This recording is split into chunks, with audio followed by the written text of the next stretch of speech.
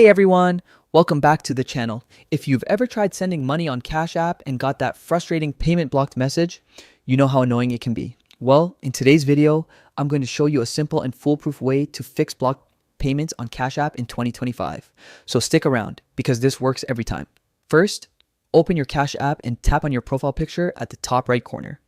Once you're here, tap on personal. This screen shows all your personal information, so make sure everything is correct. Your name, address, and linked payment methods, because any mismatch can cause payments to get blocked. Next, go back to your profile and scroll all the way down until you see support. Tap on it, then scroll down again and select Contact Us. Chat available 24/7.